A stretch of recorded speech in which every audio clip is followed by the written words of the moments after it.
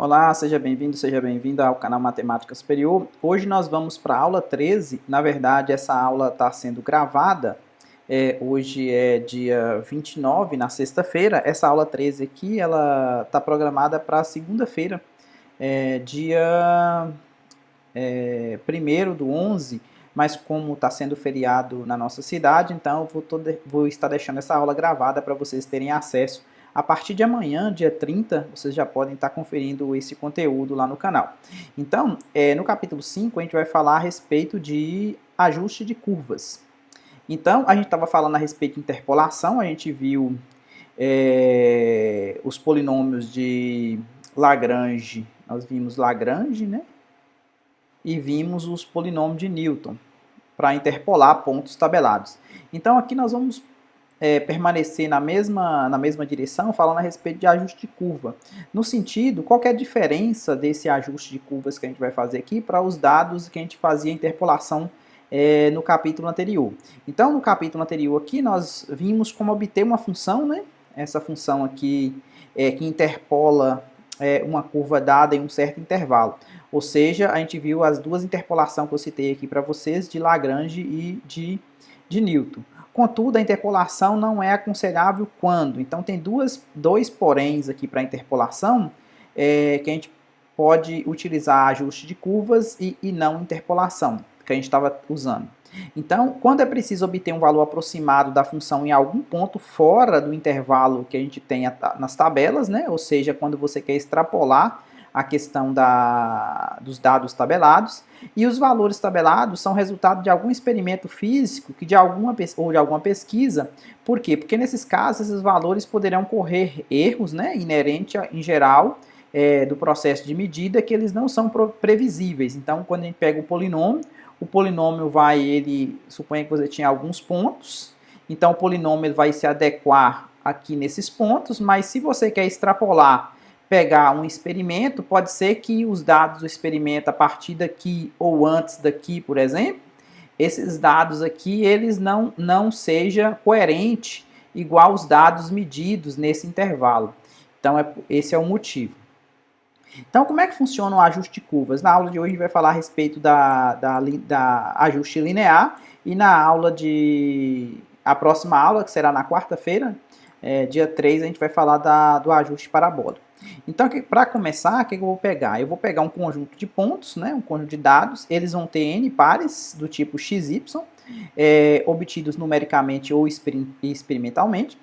Então, de modo a calcular qualquer valor de y distinto dos valores tabelados, nós vamos ajustar essa função y igual a f de x através desse método aqui que a gente chama de método dos mínimos quadrados. A gente vai ver por que é o mínimo. A gente vai tentar minimizar o erro utilizando o quê? A diferença entre a real valor da imagem e o valor tabelado. Ou seja, se você tem a imagem y, você vai pegar a diferença para um valor tabelado, y barra, e depois a gente vai elevar ao quadrado. Então, é o menor, o mínimo quadrado, né? Ou seja, a gente vai querer minimizar essa soma aqui depois. A gente vai fazer isso coordenada a coordenada para poder tentar ajustar a curva aos pontos tabelados.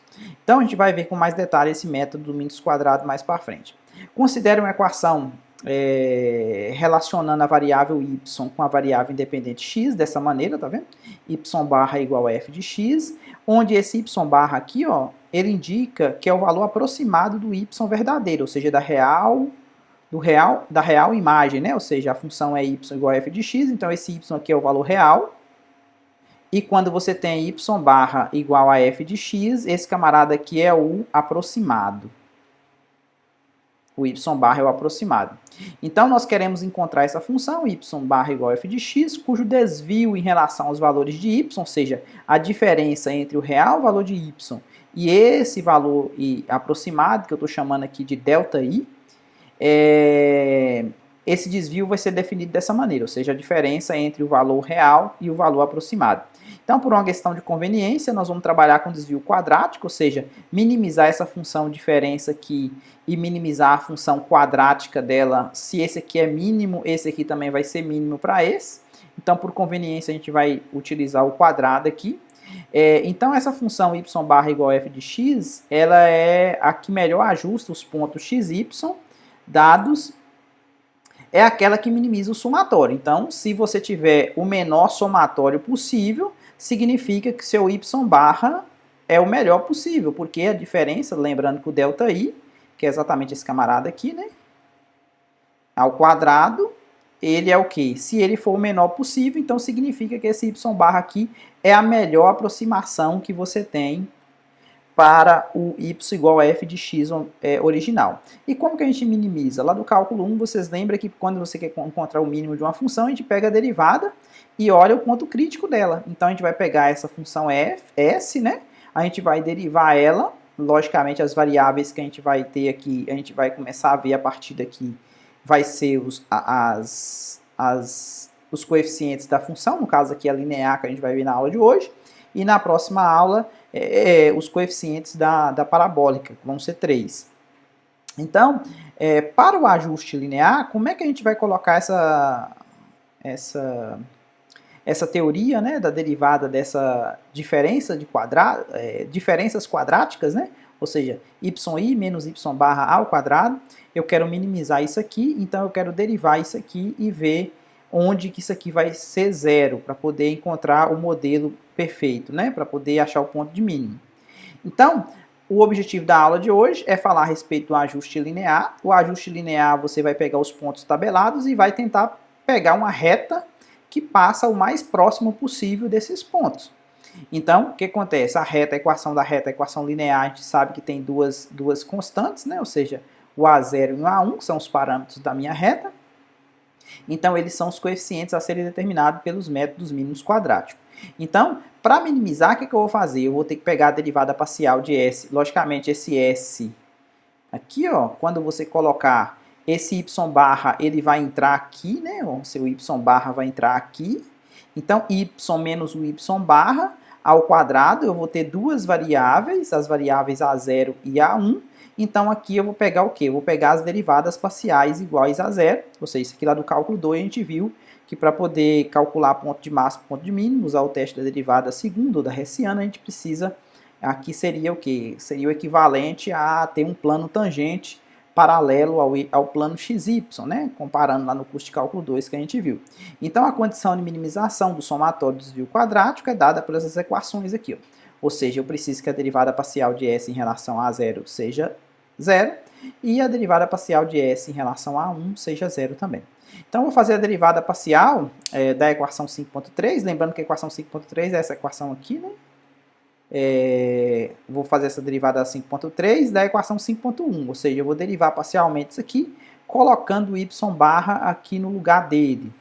Então, ó, como é que fica a derivada parcial em relação a zero?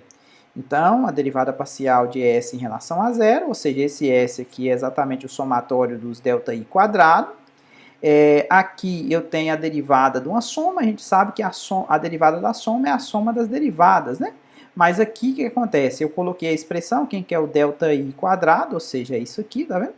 Aí o que acontece? Eu sei quem que é esse y barra. Esse y barra é exatamente A0 mais A1x.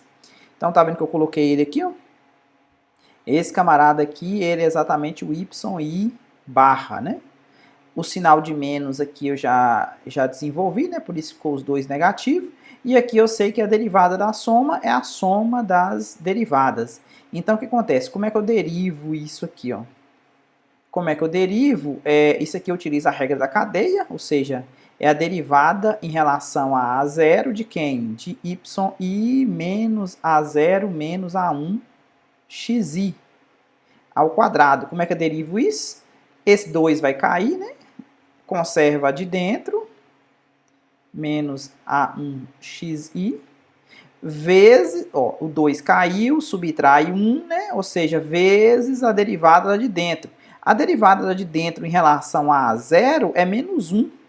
Porque o yi é constante, a derivada é zero, a derivada disso aqui também tudo é constante, e a derivada em relação a zero é menos 1. Então, por isso que apareceu esse menos 1 aqui. Isso aqui eu preciso que essa derivada aqui seja igual a zero, né? Para encontrar o ponto de mínimo. Aqui eu posso dividir por 2, esse 2 pode sair para fora do somatório, né? Pode dividir por 2 dos dois lados, né? Então, esse 2 aqui, na verdade, desaparece da conta, né? E aí, o que que sobrou? Deixa eu dar uma limpada aqui para vocês perceberem o que que sobrou. Ó, eu fiquei com somatório com i variando de 1 até n do yi, menos o somatório de a0 com i variando de 1 até n, menos o somatório de a1. Esse a1 pode sair para fora do somatório, na verdade, né? Esse a0 aqui também pode sair para fora do somatório, né? Esse aqui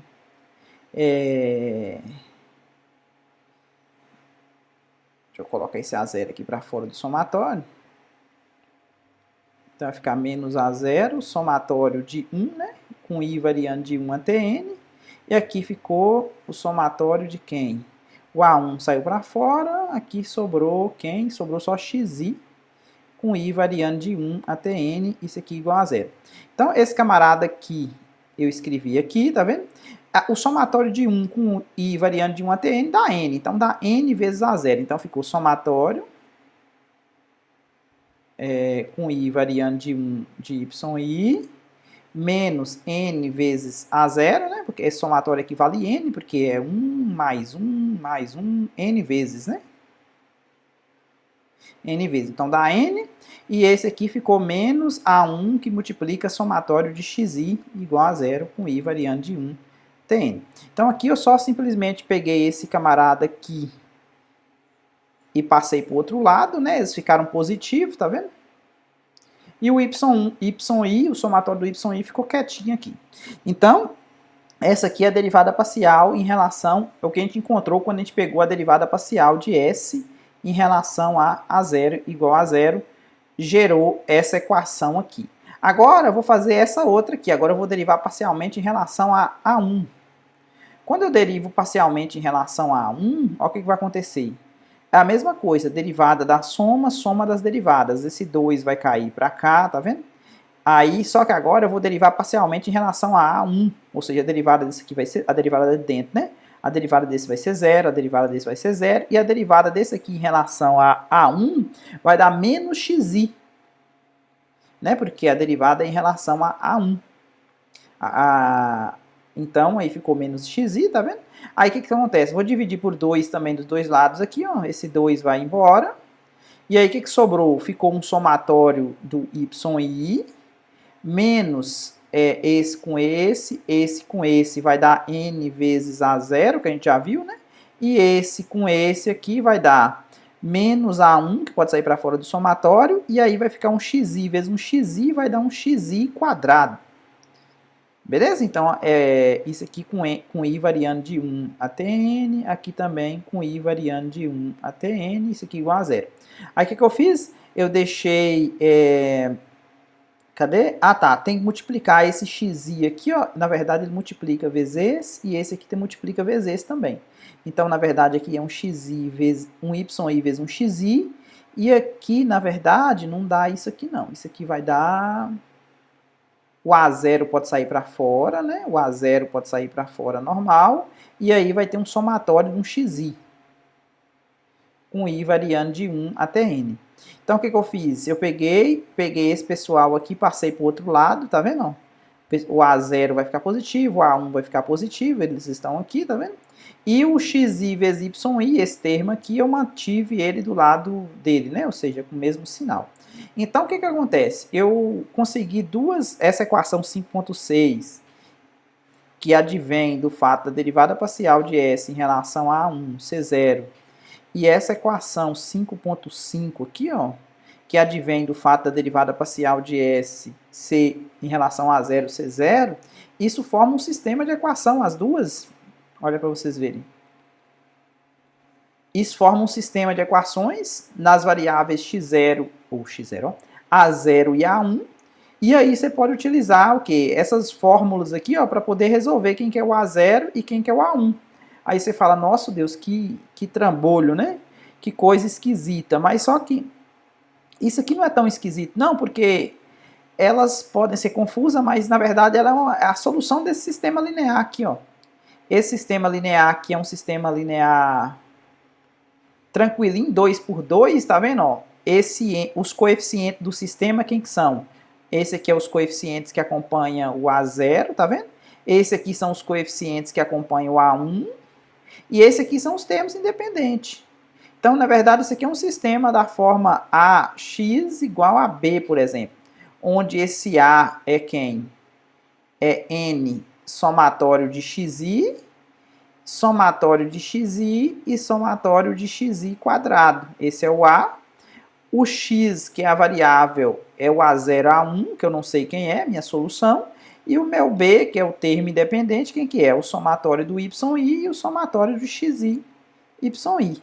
É o termo independente. Então, isso aqui é um sistema linear. A gente pode utilizar, por exemplo, a regra de Cramer. Só para mostrar para vocês, ó. A regra de Cramer, o que acontece? Eu tenho um determinante principal. Esse determinante principal é exatamente esse A aqui, ó. Tá vendo? É o determinante principal do sistema. Então, quando você pega e calcula o determinante dele, né, vai sair esse vezes esse menos esse vezes esse, tá vendo? E aí, para calcular o A0, o que a gente fazia lá em Cramer? A gente pega esses termos independente B e substitui ele no lugar da coluna do A0, né? Essa aqui a gente mantém e pega e divide os dois determinantes, tá vendo? Eu peguei isso aqui, ó, isso aqui é exatamente... A gente substitui essa parte aqui do A0, tá vendo? Por essa, que é o termo independente. Essa aqui a gente conserva e divide exatamente pelo determinante principal. Então, quando você pega esse vezes esse menos esse vezes esse, tá vendo? Essa expressão feia aqui, ó, é exatamente esse A0 aqui, ó. Tá vendo? Esse camarada aqui, só que ele tá sem os índices aqui, né? A única diferença é que tá sem os índices, mas observe que essa expressão aqui é o somatório do yi vezes o somatório do xi quadrado. Tá vendo? Xi vezes o y, x quadrado vezes y, menos x que multiplica x vezes y no numerador, tá vendo? Só tá fora, tá ao contrário, né? Dividido por n que multiplica somatório de xi quadrado, n x quadrado, menos o somatório de x ao quadrado, que é diferente, né? O somatório de xi quadrado é diferente do quadrado do somatório de xi. E para resolver o A1, o que a gente faz? A gente muda, né? Ou seja, a gente mantém a coluna original aqui do A0 e a gente troca pelos termos independentes, ou seja, essa coluna aqui, ó, seria a coluna original da matriz A, que inclusive é essa aqui, né? A gente troca pelos termos independente B, né? Ou seja, aqui foi o B, né? O B que eu estou falando é esse B aqui, né? Dos termos independentes, esse B. Então a gente troca agora, mantém a coluna do A original, tá vendo? Do A0 original e troca do A1. E aí você calcula esse determinante, esse vezes esse menos esse vezes esse, dividido pelo mesmo, né? O mesmo é o determinante da matriz original A. Matriz A que eu estou falando é essa aqui, né?